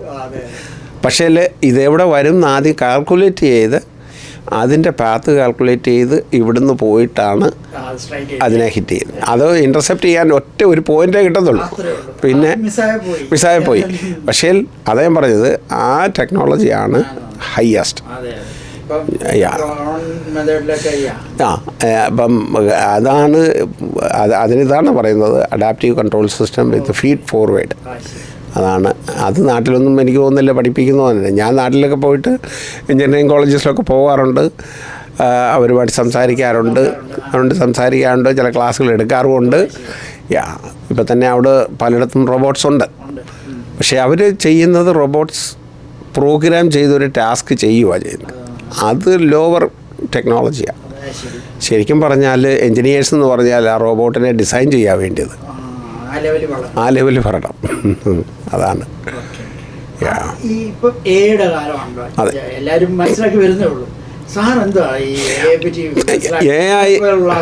അതെ, AI എന്ന് പറഞ്ഞു കഴിഞ്ഞാൽ ഒരു കാര്യം നമ്മൾ മനസ്സിലാക്കേണ്ടത്, അതായത് ഇൻ്റലിജൻസിൽ, അതായത് വേൾഡിലെ ഏറ്റവും കൂടുതൽ ഇൻ്റലിജൻ്റായിട്ടുള്ള ക്രീച്ചർ അല്ലെങ്കിൽ ഹ്യൂമനാണ്. ആ ഹ്യൂമൻ്റെ ഇൻ്റലിജൻസിനെ ഒരു മെഷീനെ കൊണ്ട് മിമിക് ചെയ്യുക, അങ്ങനെ ചിന്തിക്കാം. അത് പല രീതിയിലുണ്ട്.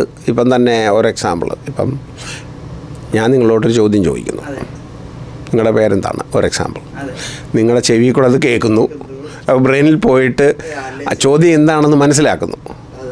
ആ മനസ്സിലാക്കുന്ന ചോദ്യം നിങ്ങളുടെ പേര് നിങ്ങളുടെ മനസ്സിൽ വർഷങ്ങളായിട്ട് സ്റ്റോർ ചെയ്തേക്കുന്ന പേരാണ്. അതിങ്ങനെ വരും. അതെന്ത് ചെയ്യണം? അത് പറയാൻ വേണ്ടിയാണ് നിങ്ങൾ പറയുന്നത്. അല്ല, എഴുതെന്നും പറഞ്ഞൊരു പേപ്പർ തരികയാണെങ്കിൽ ഉടനെ അത് എഴുതും. അപ്പോൾ ആ പ്രോസസ്സാണ് ഇൻ്റലിജൻസ്. ഒരു ക്വസ്റ്റൻ അന്നേരം ഞാൻ പ്രധാനമായിട്ട് ചോദിക്കുന്നത്, നിങ്ങളുടെ ചോദ്യം സെന്നീന്നാണെന്നുള്ളതിന് എന്താ തെളിവ്? ഞാൻ ചോദിക്കുക, എന്താണ്? ശരിക്കും പറഞ്ഞാൽ ഒരു തെളിവുമില്ല. നിങ്ങൾ അതെ, മാത്രമേ ഉള്ളൂ. അല്ല, അത് തന്നെ ശരിയാണെന്ന് എങ്ങനെ അറിയാം? ആകെ ഒരു ഇതേ ഉള്ളൂ, നിങ്ങളുടെ പേരൻസ് ഇട്ട പേരാണത്. അവരിട്ടു, നമ്മളത് അക്സെപ്റ്റ് ചെയ്തു. പക്ഷേ അതാണ്, ദാറ്റ് ഈസ് എ റെഫറൻസ്. അതാണ്, അവിടെ നിന്നാണ് നമ്മൾ തുടങ്ങുന്നത്. ഇപ്പോൾ ഒരാൾ ജനിക്കുന്ന സമയത്ത് ആ ആളിന് ഒന്നുമില്ല, സീറോയിലാണ്. ആ ആളിൻ്റെ പേരാദ്യം എഴുതുന്നു, അവിടെ ഒരു ജനന സർട്ടിഫിക്കറ്റ് കൊടുക്കുന്നു. അത് പഞ്ചായത്തിൽ എവിടെയാണെന്ന് വെച്ചാൽ ഇത് ചെയ്യുന്നു. ഇവിടെ ആണെങ്കിൽ അത് കൗണ്ടിയിൽ രജിസ്റ്റർ ചെയ്യുന്നു. അപ്പോൾ അവിടെ റെക്കോർഡായി. അത് കഴിഞ്ഞിട്ട് ഇത് നമ്മളൊരു സോഷ്യൽ സെക്യൂരിറ്റിക്ക് അപ്ലൈ ചെയ്തു, ഉടനെ അവിടെ ഒരു റെക്കോർഡായി. അങ്ങനെ റെക്കോർഡ്സ് ബിൽഡ് ചെയ്ത് വരും. അത് ആളിനെക്കുറിച്ച്. പിന്നെ ആളിൻ്റെ ബ്രെയിനിൽ നമ്മൾ പഠിക്കാനൊക്കെ ജനിക്കുന്ന സമയം തൊട്ടേ നമ്മുടെ ബ്രെയിൻ വർക്ക് ചെയ്യാൻ തുടങ്ങുവാണ്. വർക്ക് ചെയ്യുമ്പോൾ നമ്മുടെ ഡേറ്റ കളക്ട് ചെയ്തുകൊണ്ടേ ഇരിക്കുകയാണ്. നമ്മുടെ ഈ സെൻസേഴ്സ് എല്ലാം വർക്ക് ചെയ്യുകയാണ്. ആ സെൻസേഴ്സിൽ കൂടെ എല്ലാം നമ്മുടെ ഇൻഫർമേഷൻ കിട്ടിക്കൊണ്ടേ ഇരിക്കുകയാണ്. അത് സ്റ്റോർ ചെയ്ത് വരുന്നതാണ്. പിന്നെ വേറൊരു കാര്യമുള്ളതെന്ന് പറഞ്ഞു കഴിഞ്ഞാൽ ഇതിന് ഒരുപാട് ഫീൽഡുണ്ട്. ഇപ്പം തന്നെ ഒരു ചൈനീസ് ഒരു സെയിം ക്വസ്റ്റ്യൻ ചോദിക്കുന്നത് ഇന്ത്യൻ ഒരു സെയിം ക്വസ്റ്റ്യൻ ചോദിക്കുന്നതും ആളിന് മനസ്സിലാകണമെങ്കിൽ ആ ലാംഗ്വേജ് മനസ്സിലാകണം. ആ ലാംഗ്വേജ് കൺവേർഷൻ ആദ്യം മനസ്സിലാകണം. അപ്പോൾ അങ്ങനെ അതെല്ലാം ഇതിനകത്ത് ബിൽഡ് ചെയ്യുക. ഇപ്പം ഞങ്ങൾ തിസീസ് ചെയ്ത സമയത്ത് AI ഇല്ല. പക്ഷെങ്കിൽ AI പോലെ വർക്ക് ചെയ്യുന്ന വേറൊരു സാധനം ഉണ്ടായിരുന്നു, ന്യൂറൽ നെറ്റ്വർക്ക്. ന്യൂറൽ നെറ്റ്വർക്കാണ് ഇതിൻ്റെയും ബാക്ക്ഗ്രൗണ്ടിൽ വർക്ക് ചെയ്യുന്നത്. അതായത് നമ്മളൊരു കാര്യം കേട്ട് കഴിഞ്ഞാൽ, അല്ലെങ്കിൽ ഒരു ഇൻഫർമേഷൻ വന്നാൽ അതിനെ അനലൈസ് ചെയ്യുക, അതിനെ സ്റ്റോർ ചെയ്യുക, അത് പിന്നെ ആവശ്യമനുസരിച്ച് തിരിച്ചെടുക്കുക, പ്രോസസ്സ് ചെയ്യുക എന്നുള്ളതാണ് AIയുടെ ഒരു വലിയ ഇമ്പോർട്ടൻ്റ് ആയിട്ടുള്ളൊരു കാര്യം. പിന്നെ AI പെർഫെക്റ്റ് ആണോ എന്ന് ചോദിച്ചു കഴിഞ്ഞാൽ അല്ല. എററാകാം. പിന്നൊരു കാര്യമെന്ന് പറഞ്ഞാൽ നമ്മളൊരു ചോദ്യം ചോദിക്കുന്നതിൻ്റെ ആൻസറാണ് AI അല്ല ആരായാലും തരിക. മനുഷ്യൻ തരുന്നതും ആ ഒരു ചോദ്യത്തിൻ്റെ ആൻസറാണ്. നമ്മളാ ചോദിക്കുന്ന ചോദ്യം എങ്ങനെ ഫ്രേസ് ചെയ്യുന്നു, ആ ചോദ്യത്തിൻ്റേതനുസരിച്ച് ആൻസറിന് കുറേ വ്യത്യാസം അങ്ങോട്ടും ഇങ്ങോട്ടും വരും. അതാണ് അതിൻ്റെ. സാറിൻ്റെ ഇപ്പോഴത്തെ ഒരു നോളജ് അനുസരിച്ച് ഏടെ എത്രമാത്രം ഒരു ഇതുണ്ട് മനുഷ്യരിൽ അല്ലെങ്കിൽ അമേരിക്കൻസിൻ്റെ ഇടയിൽ ഏടെ യൂസ് ഒരു 10%, 5%, 15 to 35% അങ്ങനെ പറയാൻ പറ്റുമോ? അല്ല, യൂസ് എന്ന് പറഞ്ഞു കഴിഞ്ഞാൽ AI is very powerful, very useful, but it is A tool. നമ്മളൊരു ടൂളായിട്ടാണ് ഞാൻ കാണുന്നത്. നമ്മളൊക്കെ പഠിക്കുന്ന കാലത്ത് ഒരു 4-5 ഡിജിറ്റുള്ള 2 നമ്പേഴ്സ് എങ്ങനെ മൾട്ടിപ്ലൈ ചെയ്യുക, കുറേ ബുദ്ധിമുട്ടായിരുന്നു അല്ലേ? പല സ്റ്റെപ്പ് എഴുതി അപ്ലൈ ചെയ്യും, അല്ലെന്ന് വരിയിൽ ലോഗരിതം ടേബിൾ വെച്ച് ചെയ്യും. കാൽക്കുലേറ്റർ വന്നപ്പോൾ എന്തായി, അതെല്ലാം പോയി. നമ്മളൊരു 4 ബട്ടൺ അടിച്ച് കഴിയുമ്പോഴത്തേക്ക് ആൻസർ വന്നു അല്ലേ? അപ്പോൾ അത് ഈസിയായി. പക്ഷേ ഈസി ആയെങ്കിലും ആ അടിക്കേണ്ട നമ്പേഴ്സ് നമുക്ക് എവിടെ നിന്നാണ് കിട്ടുക? അവിടെയാണ് അതായും പറഞ്ഞിട്ട് ഇറ്റ്സ് എ ടൂൾ. അത് തന്നെ, ആ ഫോർമുല കറക്റ്റ് ആയിരിക്കണം, ഇൻപുട്ട് കറക്റ്റ് ആയിരിക്കണം. അതാണ് അതിനകത്ത് ഏറ്റവും വലിയൊരു കാര്യം. ഇൻപുട്ട് കറക്റ്റ് ആയിരിക്കണം.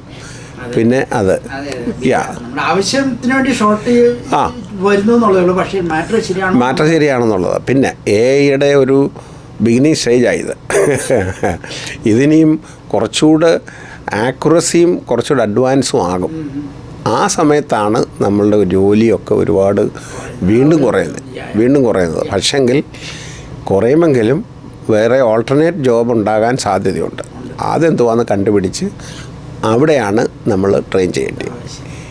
ഞാൻ ഓഫീസിലൊക്കെ പോകുമ്പോഴേ എപ്പോഴും അവർ പറയുന്നത് ഞാൻ ChatGPT ചെയ്തു അങ്ങനെ മനസ്സിലായില്ല. അവരിൽ പലരിലും എപ്പോഴും ആ വാക്ക് വരുന്നുണ്ട്. പക്ഷെ ഞാൻ ഒരു 1 മന്തിന് ഒരു 1 ടൈം ആയിരിക്കും ചിലപ്പോൾ ChatGPT എന്തെങ്കിലും ചോദിക്കുന്നത്. പക്ഷെ അവർ റെഗുലർ യൂസിലായി കഴിഞ്ഞു. ഇപ്പം ChatGPT ആണ് ഇപ്പോഴത്തെ ഏറ്റവും പോപ്പുലർ. പക്ഷെ അതുപോലുള്ള ജെമിനായി അങ്ങനെയൊക്കെയുള്ള വേറെ പലതുണ്ട്. പിന്നെ എല്ലാത്തിലും ഒരു ബിസിനസ് എലമെൻ്റ് ഉണ്ട്. നമ്മളെപ്പോഴും ചിന്തിക്കേണ്ട ഒരു കാര്യം ഇതാണ്. എല്ലാത്തിലും ഒരു ബിസിനസ് എലമെൻ്റ് ഉണ്ട്. ഇപ്പം ഇപ്പം തന്നെ ഒരു ടീച്ചർ സ്കൂളിൽ പോയി പഠിപ്പിക്കുന്നു. ബേസിക്കലി എന്തിനാണ് പഠിപ്പിക്കുന്നത്? സാലറി കിട്ടണം. ഇൻട്രസ്റ്റ് ഉണ്ട്, അത് വേറൊരു സൈഡ്. പക്ഷെങ്കിൽ സാലറി കിട്ടണം, അവരുടെ ഫാമിലി പോകണം, അതിനൊക്കെ. പക്ഷേ അതുകൊണ്ട് അവർ സെല്ല് ചെയ്യുന്നത് അവരുടെ സർവീസ് സെല്ല് ചെയ്യുന്നു എന്ന് പറഞ്ഞുകൊണ്ടുള്ള ഒരു ബിസിനസ് എലമെൻ്റ് എല്ലാത്തിലും ഉണ്ട്. ഇപ്പം ഈ AIയുടെ ഇപ്പം വിൽക്കുന്നതും മാർക്കറ്റും കാര്യങ്ങളൊക്കെ ചിലപ്പം കുറച്ച് ഡിഫറൻ്റായിട്ട് മാറിയൊക്കെ വരാൻ സാധ്യതയുണ്ട്. ഈ മൈക്രോസോഫ്റ്റ് നിങ്ങൾ വേർഡിനെക്കാട്ടിലൊക്കെ മുമ്പ് വേർഡ് പെർഫെക്റ്റ് അതുപോലുള്ളതൊക്കെ ഉണ്ടായിരുന്നു. അതെല്ലാം പോയി. പക്ഷേ മൈക്രോസോഫ്റ്റ് ഇപ്പോഴും നന്നായിട്ട് വർക്ക് ചെയ്യുന്നുണ്ട്. എന്ന് പറഞ്ഞ പോലെ മാർക്കറ്റ് എപ്പോഴും ഇവോൾവ് ചെയ്തുകൊണ്ടേ ഇരിക്കുന്നതാണ്. അതതിനകത്ത് ഒരു കാര്യം. സാറ് ഈയിടെ ഏതോ ഒരു ക്ലാസ് എടുക്കാൻ പോയെന്ന് പറഞ്ഞു. എന്തായിരുന്നു ആ ക്ലാസ്സിൻ്റെ ഉദ്ദേശം? എന്ത് എഡ്യൂക്കേറ്റ് ചെയ്യുകയാണ്? ഞാൻ എടുത്തത്, അതായത് ഈ ഒക്ലഹോമ മലയാളി അസോസിയേഷന് വേണ്ടി ഹൈസ്കൂൾ സ്റ്റുഡൻസിന് AI എന്താണെന്നും എങ്ങനെയാണ് ഇതിൻ്റെ പുറകിൽ വർക്ക് ചെയ്യുന്നതെന്നും. ഇതിൻ്റെ കൂടുതൽ തിയറിയിലോട്ടൊന്നും പോയില്ല. കാരണം AI എന്ന് പറയുന്നത് എന്തുവാണെന്നുള്ളത്, AI എന്നുള്ളത് എല്ലാവരും പറയുന്നത് AI വന്നു എല്ലാം ഭയങ്കരമാണെന്നുള്ള. പക്ഷേങ്കിൽ അത് തന്നെ AI ഒരു ജനറൽ ഇത് കാണിക്കാൻ വേണ്ടിയായിരുന്നു. എങ്ങനെ AI എങ്ങനെ വർക്ക് ചെയ്യുന്നു, ഇതിൻ്റെ പുറകിൽ എന്താണ് ഇതിനകത്തെ കാര്യം. ശരിക്കും മാറ്റമല്ല, അവർക്ക് വളരെ ഇൻട്രസ്റ്റ്. എന്താണ് ഒരു പ്രധാന ചോദ്യം വന്നത്? അത് സ്റ്റുഡൻസിന് ഭയങ്കര ഇൻട്രസ്റ്റ് ആയിരുന്നു. കാര്യം എല്ലാവരും AI-യും ChatGPT നമ്മൾ ഇതിനകത്ത് ഇടുന്നത് മാത്രമേ കാണുന്നുള്ളൂ, ബാക്കിയൊന്നും കാണുന്നില്ലല്ലോ. എങ്ങനെയാണ് നമ്മൾ അതിപ്പോൾ തന്നെ ഒരു എക്സാമ്പിൾ ഞാൻ പറയാം. ഇപ്പോൾ തന്നെ കമ്പ്യൂട്ടറിൻ്റെ ഇൻ്റർനെറ്റ് ഓഫ് ചെയ്ത് ChatGPT ഒന്ന് അടിച്ചു നോക്കിക്കേ, ഒന്നും കിട്ടത്തില്ല. കാരണം അതിന് ഡേറ്റ എവിടെ നിന്ന് വരാനാ? എങ്ങൊന്നും വരാനില്ല. എന്ന് പറഞ്ഞ പോലെ ഇതെല്ലാം ഈ ഇൻഫർമേഷൻ എല്ലാം വേൾഡ് വൈഡ് ഇങ്ങനെ കിടക്കുവാണ്. അതിനെയാണ് ഇങ്ങനെ എക്സ്ട്രാക്ട് ചെയ്ത് നമുക്ക് നല്ലൊരു ഫോമിലാക്കി തിരിച്ചു തരുന്നത്. ഒരു വലിയ ഒരു സംഭവം തന്നെയാണ്. അതാ ഞാൻ പറഞ്ഞത്. പക്ഷേ AI-ക്കാട്ടി മുമ്പ് തന്നെ ഇത് AI ഇപ്പം ഒരു ആപ്ലിക്കേഷനായിട്ട് ഇറങ്ങി എന്നുള്ളതേ ഉള്ളൂ. അതിന് മുമ്പേ തൊട്ടേ ഇതിൻ്റെ കാര്യങ്ങളിൽ ഇപ്പം തന്നെ ഞങ്ങളന്ന് ഞാൻ 90s കാര്യമാണ് പറയുന്നത്. അതാണ് ന്യൂറൽ നെറ്റ്വർക്ക് എന്ന് പറഞ്ഞാൽ ബ്രെയിനിലെ ഓരോ സെല്ലിനും പറയുന്നത് ന്യൂറോൺസ് എന്നാണ്. ബ്രെയിനിൻ്റെ ന്യൂറോൺസാണ് എങ്ങനെ വർക്ക് ചെയ്യുമോ അതുപോലുള്ളതാണ് ന്യൂറൽ നെറ്റ്വർക്ക് എന്ന് പറഞ്ഞാൽ. അതിങ്ങനെ സ്റ്റോർ ചെയ്യുന്നതും റീകോൾ ചെയ്യുന്നതും അങ്ങനെയൊക്കെയുള്ള കാര്യം. നമ്മളെങ്ങനെ ഇപ്പം നമ്മളൊരു പിക്ചർ കാണുമ്പോൾ ഈ പിക്ചർ എന്തുവാണെന്ന് നമുക്ക് മനസ്സിലാക്കണ്ടേ. അതൊക്കെ ഇതിൽ സ്റ്റോർ ചെയ്തേക്കുന്ന ഇൻഫർമേഷൻ വെച്ചിട്ട് നമ്മുടെ സെൻസാണ് ഇതിനെ റെക്കഗ്നൈസ് ചെയ്യുന്നത്. ഈയിടയിൽ ഇവിടെ ഒരു സ്യൂ കേസ് വന്നതേ, ഈ ChatGPT-യോട് ചോദിച്ച എല്ലാ സിംറ്റംസും എല്ലാം ഇട്ട് മെഡിസിൻ എല്ലാം തന്നു, അത് വെച്ച് പേഷ്യൻ്റ് ഒരുപാട് പ്രശ്നങ്ങളുണ്ടായെന്ന് പറഞ്ഞ് ChatGPT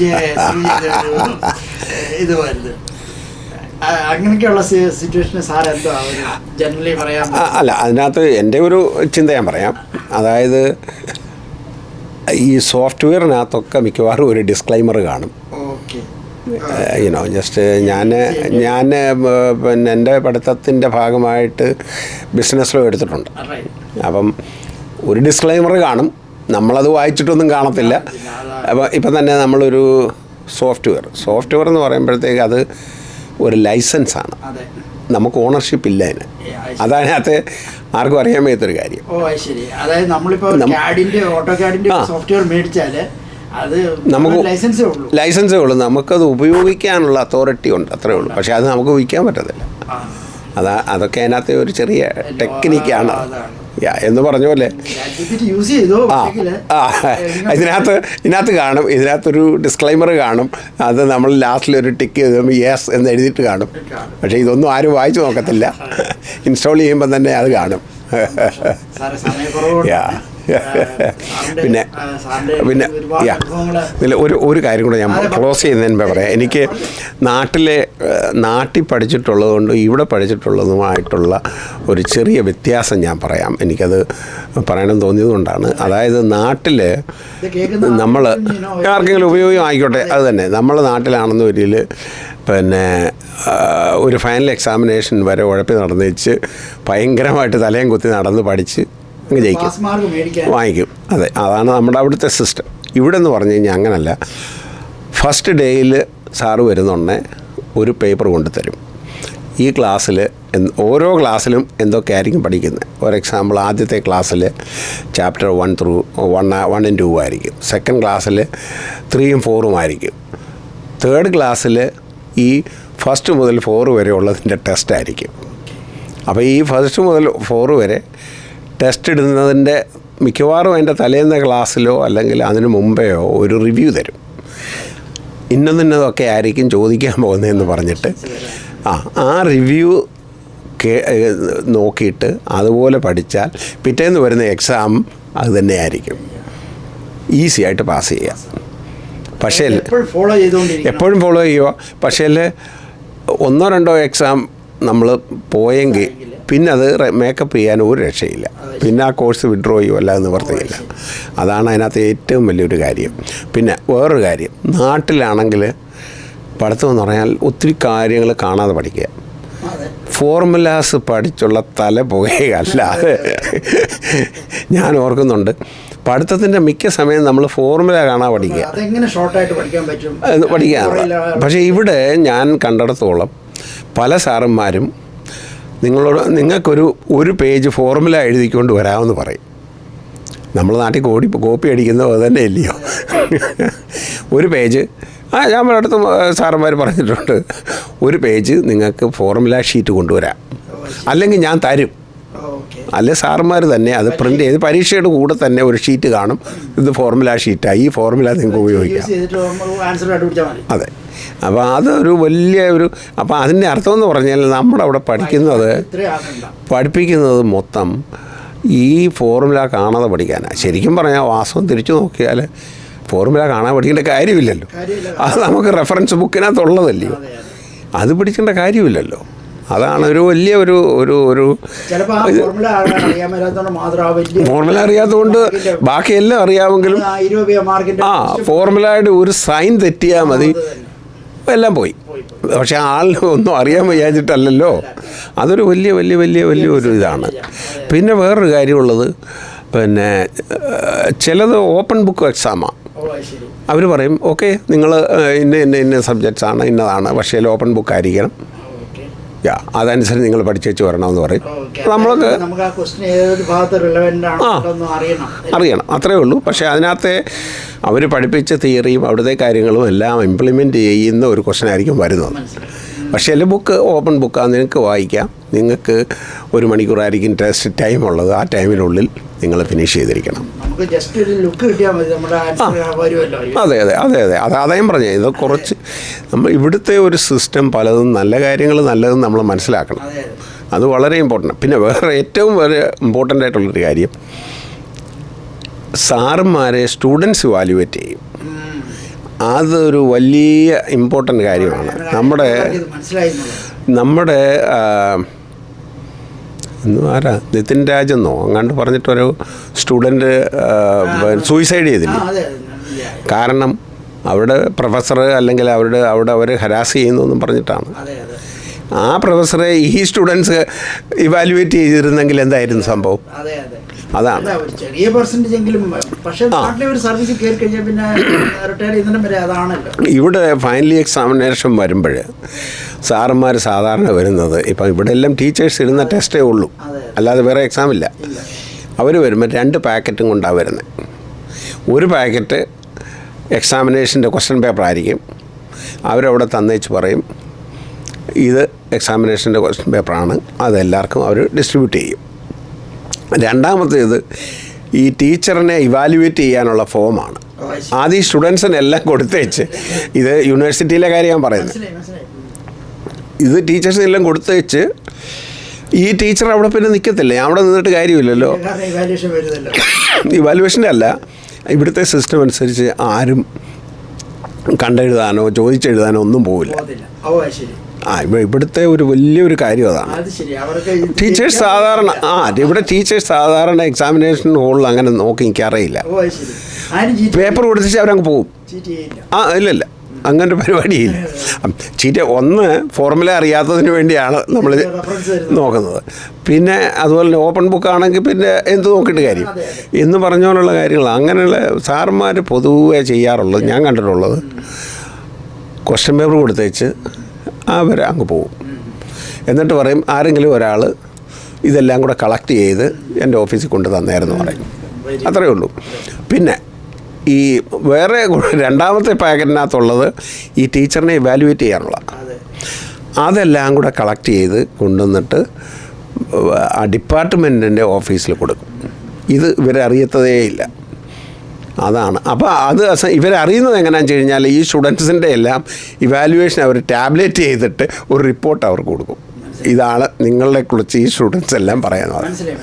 അത് നമ്മുടെ ജോലി സ്ഥലത്ത് ക്ലിനിക് സർവേ പറഞ്ഞു വരുന്നതിന്റെ എല്ലാം നിങ്ങളുടെ ലൈൻ മാനേജർ എങ്ങനെയുണ്ട്, എല്ലാം ഉണ്ട്. അടുത്ത വർഷം ഇവിടെ ഉണ്ടോ? അതാണ്. അതെല്ലാം അത് ഈ തിരിച്ചൂടില്ലാത്തതാണ് നമ്മുടെ നാട്ടിലെ കുഴപ്പം. അതുപോലെ തന്നെ ഇവിടെ ഞാൻ വേറൊരു കാര്യം കേട്ടിട്ടുണ്ട്. ഇവിടുത്തെ ഒരു നമ്മുടെ നാട്ടിലെ നീറ്റ് പോലുള്ള പരീക്ഷയ്ക്കകത്ത് ഏറ്റവും ടോപ്പ് മേടിച്ച ആളുടെ മാർക്കാണ് അതിന്റെ മാക്സിമം മാർക്ക്. അതായത് 100 ക്വസ്റ്റ്യൻ പേപ്പറിൽ 100 അല്ല എല്ലാ ആൻസേഴ്സും. അതെ അതിന് ആൾക്ക് 90 കിട്ടിയുള്ളെങ്കിൽ ആ 90 മാക്സിമം മാർക്ക്.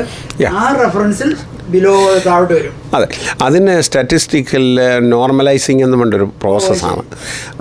അതെ അതിപ്പം ഒരു എക്സാമ്പിൾ ഞാൻ പറയാം. എല്ലാവർക്കും ഒരു ക്വസ്റ്റ്യൻ തെറ്റി എന്നങ്ങ് വിചാരിക്കുക. എല്ലാവർക്കും ഒരു ക്വസ്റ്റ്യൻ തെറ്റി എന്ന് പറയുമ്പം പിന്നെ അത് എടുത്തിട്ട് കാര്യമില്ലല്ലോ. ആ ക്വസ്റ്റിനെ തന്നെ നോക്കിയിട്ട് കാര്യമില്ല, അതങ്ങ് മാറ്റും എന്ന് പറഞ്ഞ പോലെ. അതുകൊണ്ട് ഈ പാസ് മാർക്ക് മിനിമം വേണ്ടിയെടുത്തത് പലരും അത് ജമ്പ് ചെയ്ത് കളയും. അതാ പറഞ്ഞത്. അപ്പം അതുകൊണ്ട് ടോപ്പർക്ക് 1 മാർക്ക് പോകുന്നതിലല്ല പ്രശ്നം. പക്ഷേ ഏറ്റവും മിനിമം മാർക്ക് കിടക്കുന്ന ഒരാൾക്ക് അത് അത്രയും കൂടെ മുകളിലോട്ട് പോകും. അതെ, അതാ നോർമലൈസിങ് ഇമ്പോർട്ടൻ്റ് ആണ്. അതെപ്പോഴും ഉള്ളതാണ്. അതേ പറഞ്ഞു. അതാ ഈ സ്റ്റാറ്റിസ്റ്റിക്കലി അത് വെച്ച് ഇവാലുവേറ്റ് ചെയ്ത് നോക്കുമ്പം നമ്മുടെ നാട്ടിലെ 100 വയസ്സിലെ ഇപ്പൊ ഹിന്ദിക്കൊക്കെ പിള്ളേരൊക്കെ അവർക്ക് 17 എത്ര പഠിച്ചാലും ഹിന്ദി തല കയറിയല്ലേ. അത് ശരിയാ. ഏറ്റവും ടോപ്പർക്ക് 35 കിട്ടിയുള്ളെങ്കിൽ ആ 35-ൽ ഇത് 17ആണ്. അത് തന്നെ. അതാ ഒരു കമ്പാരിസൺ ഇത് ചെയ്യുന്നത്. അതെ, ടോപ്പർക്ക് 35 കിട്ടിയുള്ളൂ. പിന്നെ 50 മാർക്കിന്റെ കാര്യം.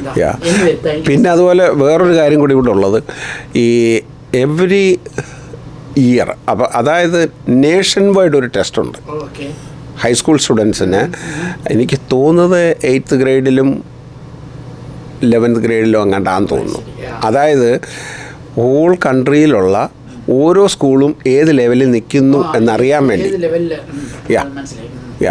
അതൊരു ഇതിനുള്ള അവർക്ക് ഇമ്പ്രൂവ് ചെയ്യണമെന്നുള്ള ഇത് ചെയ്യാൻ വേണ്ടി അത് ഹോൾ ഇതിൻ്റെ. എന്നിട്ട് അവർ വലിയൊരു റിപ്പോർട്ടാണ് വരുന്നത്. നമ്മുടെ വീട്ടിൽ വരും. നമ്മുടെ പിള്ളേർ ഈ നാഷണൽ ലെവലിൽ ഏത് ലെവലിലാണ്, ഈ സ്കൂൾ ഏത് ലെവലിലാണ് എന്നല്ല എല്ലാം ഭയങ്കര ഡീറ്റെയിൽ ആയിട്ടുള്ള എല്ലാം വരും. അങ്ങനെ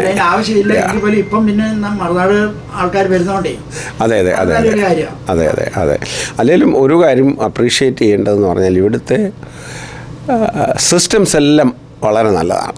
അതിന് യാതൊരു സംശയവുമില്ല.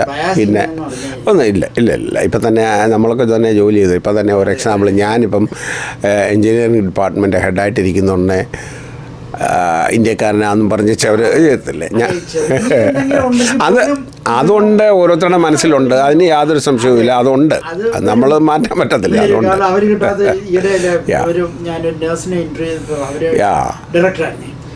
അവരോട് CNA ഇവിടുത്തെ ബ്ലാക്സ് ഒക്കെ വന്ന് പറയും യു സ്റ്റോൾ അവർ ജോബ്.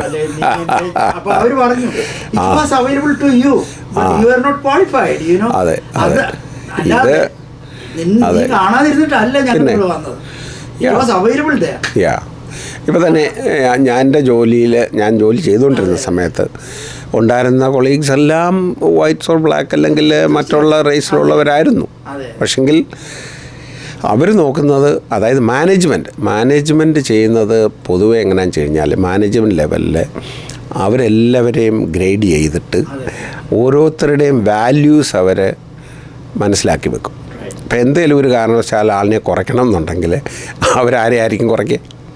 ഏറ്റവും കൂടുതൽ വാല്യൂ ഉള്ള ആളിനെ കുറയ്ക്കാൻ പറ്റും? അതാണ് അതിനകത്തെ കാര്യം. ആ ആളിനെ വാല്യുബിളായിട്ട് മാറുക എന്നുള്ളതാണ് അതിനകത്ത് ഏറ്റവും ഇമ്പോർട്ടൻറ്റ്. അത് ഈ ഞങ്ങൾ SB കോളേജിൻ്റെ ഒരു പ്രോഗ്രാമിൽ MSc-കാരുടെ ഒരാൾ അമേരിക്ക വന്ന് പല ജോബുകളും, പക്ഷെ അവസാനം അദ്ദേഹം വാക്കുണ്ട്, I was never laid of but it was going on very frequently. I was never laid of. അതിൻ്റെ അർത്ഥം ആ പഠിച്ചതിൻ്റെ ആ വാല്യൂ അദ്ദേഹത്തിൻ്റെ നോളജ്. അതെ. വളരെ സന്തോഷം. ഓക്കെ, വളരെ സന്തോഷം.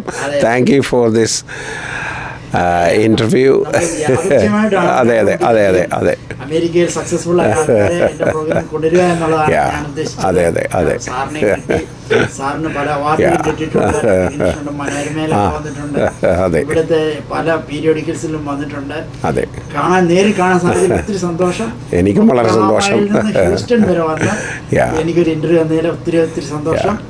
ഇനി ഒരു 5 മിനിറ്റ് 10 മിനിറ്റ് സാറിന്റെ വൈഫിനെ കൂടെ ഒന്ന് ഞാനൊന്ന് വിളിക്കാം. പരിചയപ്പെടുത്തിയാണ്. Thank you so much. Okay, thank you. Nice.